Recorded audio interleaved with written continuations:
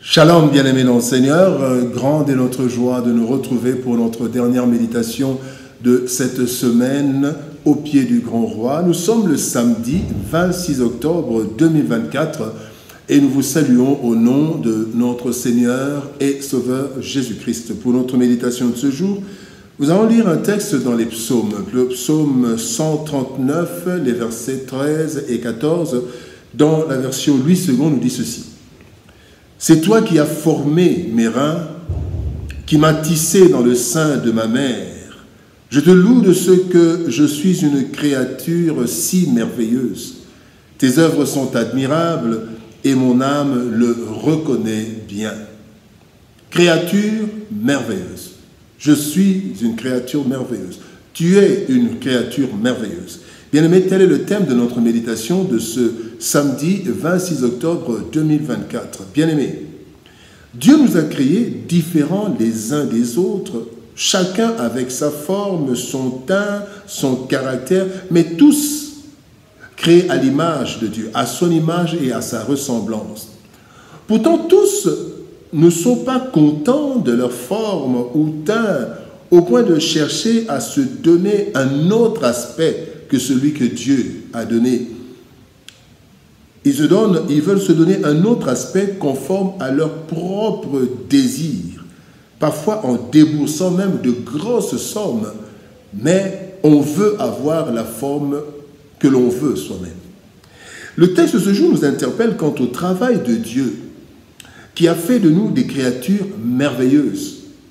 Cela devrait nous pousser à célébrer Dieu pour ce que nous sommes en réalité, de merveilleuses créatures façonnées par Dieu lui-même. Voici quelques leçons que nous pouvons tirer de notre texte du jour. Première leçon, formé et tissé par ses mains. Ésaïe 64, verset 7 nous dit « Cependant, ô Éternel, tu es notre Père, nous sommes l'argile. Et c'est toi qui nous as formés, nous sommes tous l'ouvrage de tes mains. » La forme, le teint, le caractère de l'homme, de l'être humain, ont été en fait conçus par Dieu lui-même dans sa souveraineté et dans son omniscience. Ce n'est pas l'évolution qui a fait que l'homme apparaisse après plusieurs transformations d'un animal, d'un singe soit-il. Dieu nous forme, bien-aimés, et nous tisse de façon merveilleuse et individuelle, au point qu'il n'y a pas deux personnes identiques. D'ailleurs, les empreintes digitales, chacun a des empreintes qui ne ressemblent pas, qui ne sont pas les mêmes qu'un autre.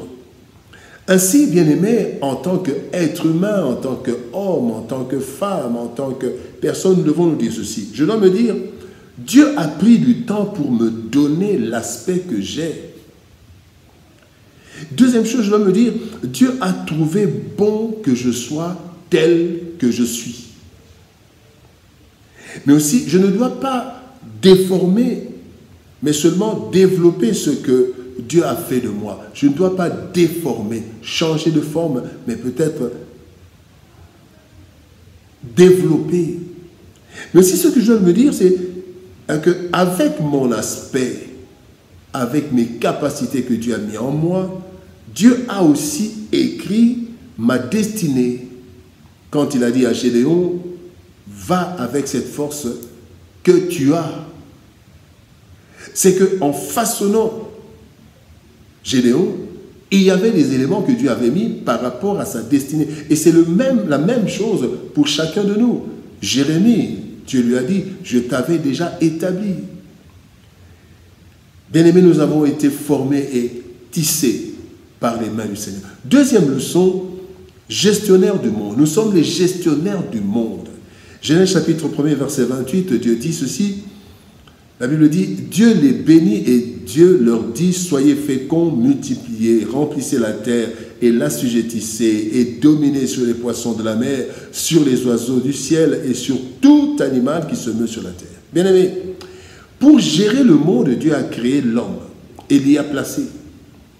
La complexité de la gestion de la terre, du monde, a fait que Dieu crée plusieurs qualités d'être. Comme on le dit souvent, il faut de tout pour faire un monde. Et alors, voici ce que je dois savoir par rapport à la gestion de la terre, la gestion de l'univers. Première chose, j'ai un rôle à jouer dans ce monde. Je dois le découvrir et le jouer. Deuxième chose, Dieu a mis en moi les capacités correspondant à mon rôle. Donc, je dois trouver mon rôle parce que les capacités que j'ai se marient avec le rôle que Dieu m'a donné. Troisième vérité, c'est que je dois découvrir et développer mes capacités pour ma mission. Je dois découvrir mes capacités et les développer. Quatrième chose, bien aimé, je ne dois pas chercher à être une autre personne, car Dieu a fait de moi ce que je suis dans sa souveraineté et dans son omniscience. Je ne dois pas chercher à être une autre personne. Et enfin, je dois savoir que je serai récompensé par rapport à mon rôle et aux capacités que Dieu m'a données. Bien-aimé dans le Seigneur, deux choses vont nous aider à jouer notre rôle dans la gestion du monde. Première chose, c'est la parole de Dieu, la méditation de la parole de Dieu. La Bible dit « Toute écriture est inspirée de Dieu et utile pour enseigner, convaincre, corriger, instruire dans la justice, afin que l'homme de Dieu soit accompli et propre à toute bonne œuvre. » Donc pour sa mission, 2 Timothée chapitre 3, versets 16 et 17. Et la deuxième chose qui va nous aider à jouer notre rôle dans ce monde, c'est la prière. Jérémie 33, 3 nous dit « Invoque-moi, je te répondrai. Je t'annoncerai des grandes choses, des choses cachées que tu ne connais pas. » La découverte de notre destinée et de nos capacités. La troisième leçon, bien-aimés, parlons de conscience et reconnaissance. Le psaume 139, verset 14 nous dit « Tes œuvres sont admirables et mon âme le reconnaît bien. » Bien-aimés, la prise de conscience de cette faveur d'être une créature merveilleuse de Dieu, eh bien, c'est le début d'une vie de contentement et d'effort de développement de ce que Dieu a fait de nous et pour nous, en nous.